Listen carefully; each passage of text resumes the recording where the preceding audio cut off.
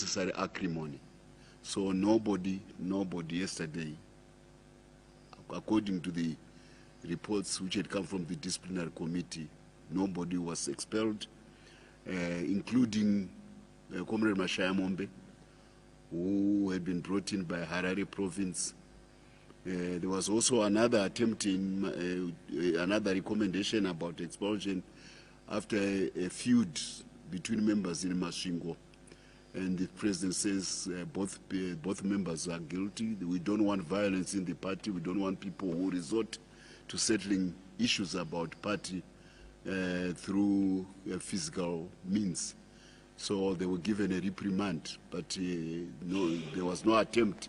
Both of them were found to be equally culpable, rather than, although the recommendations from some of the provincial disciplinary committees was that somebody be expelled. The president rejected the notion of expulsions. He wants unity in the party.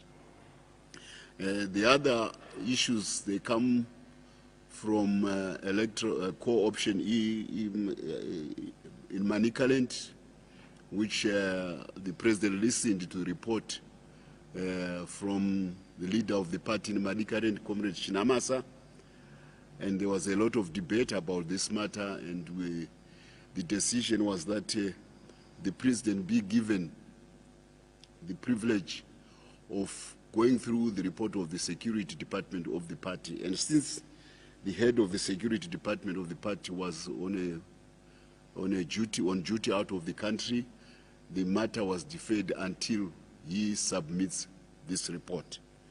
So it means that there is no recognition of any kind as yet from the Politburo about what went on in Manicaland.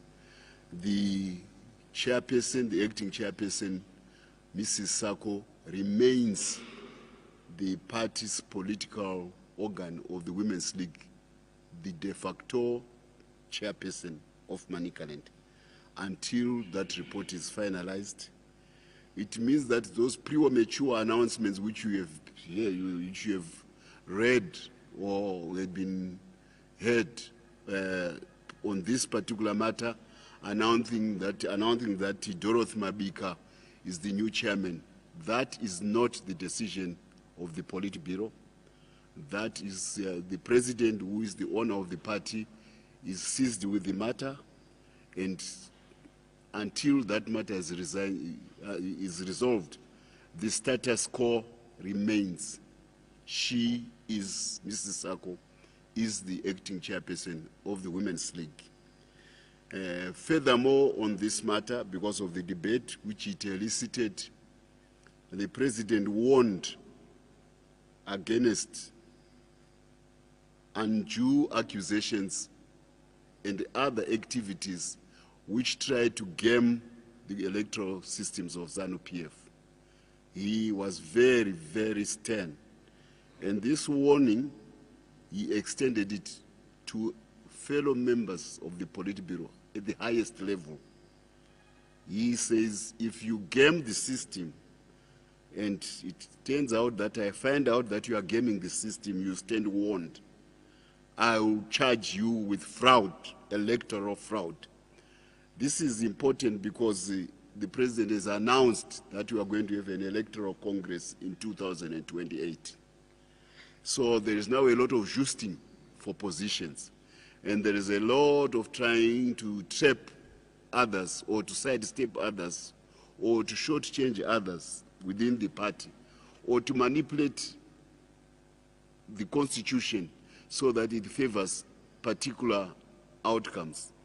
Actually, some of these co-options, they now look like attempts at deployment rather than democratic electoral processes within the party. The president was very, very stern in his warning against such conduct. And I think it will be important for everybody to take heed. He emphasized the principle of democratic centralism. Maybe I would need to explain that as a mass party which believes in elections, which came to power in 1980 through elections, even if it was on the verge of winning militarily, the president reminded that we came to power through an electoral system. The issue of people freely choosing what they want, who they want to be their leader, is cardinal to the democratic ethos of ZANU-PF. So if you are democratic, it means you also tolerate debate. And that's why in the Politburo there was a robust debate, a free airing of views. Nobody is suppressed. You express what you want. But once a decision has been made, because that is the